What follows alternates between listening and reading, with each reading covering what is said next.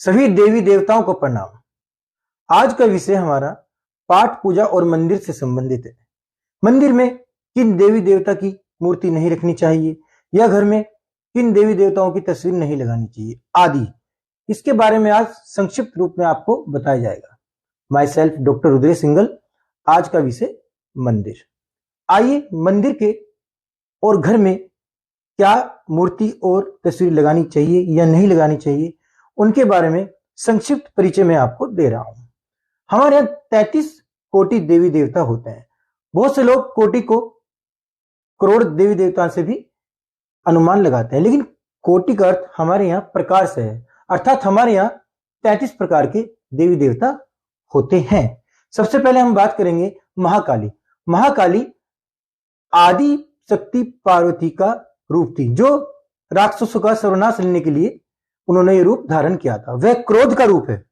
ऐसे क्रोध के रूप वाली महाकाली की तस्वीर या मूर्ति हम घर में नहीं लगाते हैं, ना ही मंदिर में रखते हैं। नंबर दो है नटराज। नटराज शिव भगवान की एक ऐसी तस्वीर है जो तांडव नृत्य करते हुए है। ऐसे तांडव नृत्य करती हुई तस्वीर को भी हम घर में नहीं लगाते हैं, क्योंकि नटराज भगवान की मूर्ति तांडव नृत्य करती हुई है। ऐसी तांडव नृत्य करती हुई मूर्ति यदि हम घर में लगाते हैं तो माना जाता है वेदों के अनुसार कि घर में मन मुटाव रहता है, पड़ोसी से मन मुटाव हो जाता है, रिलेटिव से मन मुटाव हो जाता है। नंबर 3, शनिदेव भगवान की मूर्ति। शनिदेव भगवान की मूर्ति भी घर में पूजा स्थल में नहीं रखते हैं और ना ही घर में रखते हैं। ऐसा माना जाता है कि शनिदेव भगवान की पत्नी ने उन्हें श्राप दिया था, जिस कारण वह दृष्टि बाधित हो गए थे। और जब कोई व्यक्ति शनिदेव महाराज के दर्शन करता है तो उनके चरणों के ही दर्शन करने चाहिए, दृष्टि के दर्शन नहीं करने चाहिए। और यदि वह मूर्ति आप गलती से पूजा स्थल में रख देंगे तो हो सकता है कि कभी उनकी आंखों से आपकी आंखें मिल जाएं।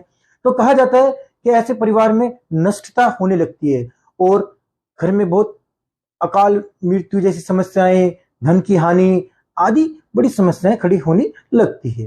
नंबर 4, भैरवनाथ भगवान की मूर्ति। भैरवनाथ भगवान की मूर्ति भी घर में पूजा स्थल में नहीं रखते हैं, क्योंकि भैरवनाथ जी के लिए बहुत ही तंत्र मंत्र और बहुत ही त्याग की आवश्यकता होती है। और गृहस्थ जीवन में ऐसा त्याग और तंत्र मंत्र करना बड़ा संभव नहीं हो पाता।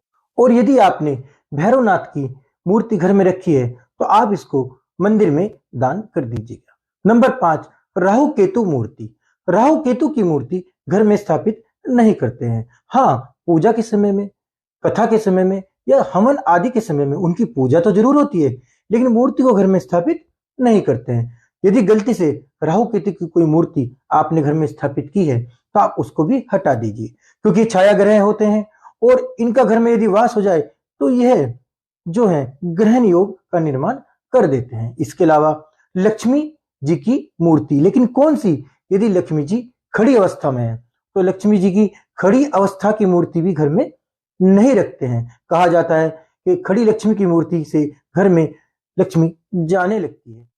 इसके अलावा हम और भी बहुत सी छोटी छोटी बातों का ध्यान रख सकते हैं। वेदों के अनुसार घर में किसी भी तरह के शिवलिंग की स्थापना नहीं होती है, लेकिन पारद शिवलिंग की स्थापना आप घर में कर सकते हैं।